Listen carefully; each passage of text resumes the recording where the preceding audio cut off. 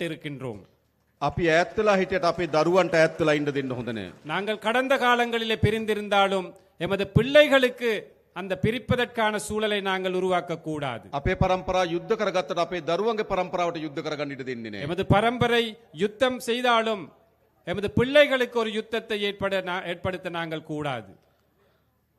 උතුරේ දකුණ නැගෙනහිර සියලු දරුවන් එකට එකතු වෙන රාජ්‍යයක් බවට මේ රාජ්‍ය අපි පත් කරනවා. வடக்கு தெற்கு கிழக்கு மேற்கு என்ற அனைத்து பகுதிகளிலுமே உள்ள பிள்ளைகளை ஒன்று சேர்க்கும் ஒரு தேசிய விழாவாக நாங்கள் தேசிய அரசாங்கத்தின் முடிவுகளாக இதை நாங்கள் முன்னெடுப்போம்.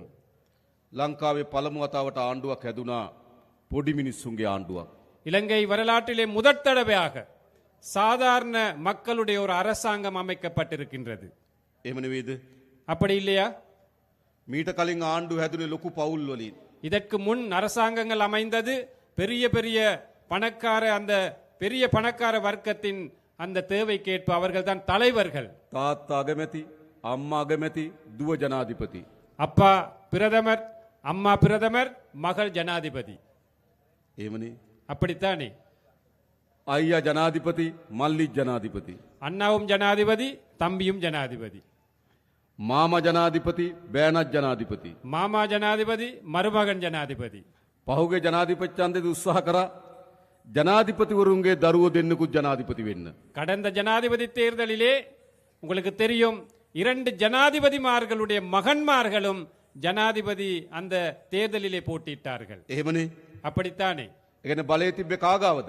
அப்படி என்றால் அதிகாரம் யாருடைய கையில இருந்தது? උඩ ඉන්න පවුල් ගාව තමයි බලය அந்த තිබ්බේ. மேல் மட்டத்திலே இருந்த ஒரு வர்க்கத்தின் கையில தான் அதிகாரம் இருந்தது. හැබැයි මේ රටේ ජනතාව ஆனால் இந்த நாட்டிலே மக்கள் පහුගේ ජනාධිපති ඡන්දෙදි තීන්දුවක් ගත්තා. கடந்த ஜனாதிபதி தேர்தலில் ஒரு முடிவெடுத்தார்கள். උඩ පවුල් වලින් மேல்மட்ட அந்த வர்க்கத்தில் இருந்து බලය පහළ පවුල් අතර මාරු කරන්න. அந்த அதிகாரத்தை சாதாரண மக்களிட கையிலே வழங்க வேண்டும் என்று. හොඳ නැද්ද? நல்லமா கெட்டதா? නල්ලම්. නල්ලම්. නේද? දැන් අපිට තියෙන මොකද්ද? இப்போ எங்கள் முன்னூர் இருக்கும் දැන් හදලා තියෙනවා පොඩි මිනිස්සුන්ගේ ආණ්ඩුවක්.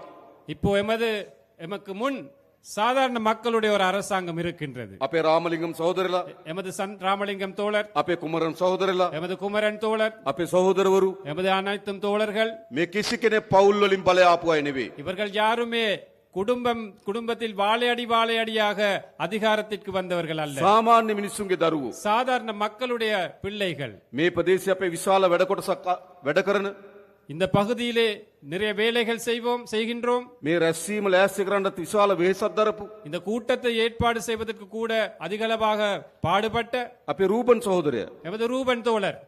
සාමාන්‍ය මිනිස්සු අපි. சாதாரண மக்கள் நாங்கள். එහෙනම් දැන් ආණ්ඩුවක් හැදලා තියෙන මොන වගේ ආණ්ඩුවක්ද?